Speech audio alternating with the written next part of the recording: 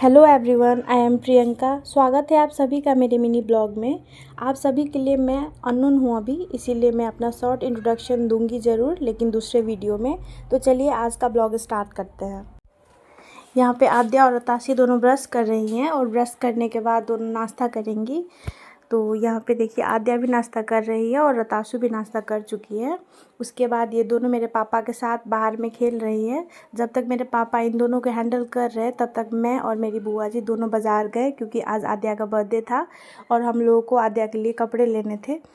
तो यहाँ पे सबसे पहले हम लोग पहुँच गए आद्या के लिए कपड़े लेने के लिए। तो आद्या के लिए हम लोग को ये कपड़ा सबसे ज़्यादा अच्छा लगा, तो ये लेने के बाद हम लोग वहाँ से निकल गए।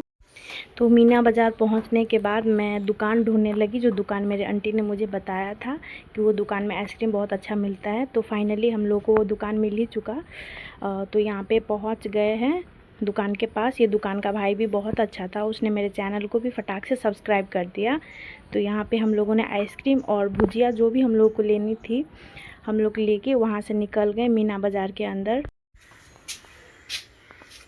तो अब हम लोग जाएंगे मीना बाज़ार के अंदर, क्योंकि हम लोग को मीना बाज़ार से सब्जियां भी लेनी थी। तो ये देखिए मीना बाज़ार, जो कि जलेश्वर का बहुत पुराना बाज़ार है। यहाँ पे हम लोग जब बहुत छोटे थे तब भी हम लोग मम्मी के साथ पापा के साथ आते थे यहाँ पे, तब से ही ये बाज़ार लगती है। रास्ते में ही अतासु सो चुकी थी, तो मेरी बुआ जी उसको लेके बैठी हुई है जब तक दुकान में, तब तक मैं जाके यहाँ से मिठाइयाँ ले लेती हूँ। ये जलेश्वर का बहुत अच्छा मिठाई दुकान है, जहाँ हम लोग को जब भी मिठाई लेना होता है तो हम लोग यहीं से आके लेते हैं। चलते हैं अब अतासी के पास, देखते हैं अतासी सो रही है या उठ के मेरी बुआ जी को परेशान कर रही है। तो यहाँ पर मैं आ चुकी हूँ अभी कपड़े की दुकान के पास। अतासु अभी तक सो रही है, चलो अच्छा है, बढ़िया है, क्योंकि मेरी बुआ जी को परेशान नहीं की है उसने। बहुत लेट हो चुका है। अब हम लोग निकल रहे हैं घर के लिए। तो घर जाते समय हम लोग इस दुकान में आए और यहाँ से हम लोग को जो कुछ भी लेना था हम लोग लेके उसके बाद निकल गए घर की तरफ, क्योंकि घर जाके हम लोगों को करनी थी डेकोरेशन। तो चलिए अब चलते हैं घर की तरफ। यहाँ पे हम लोगों को देख सकते हैं रिक्शा भी मिल चुका है और रास्ते में बन रही थी कृष्ण जन्माष्टमी का पंडाल, जो कि बहुत ही खूबसूरत लग रहा था देखने में।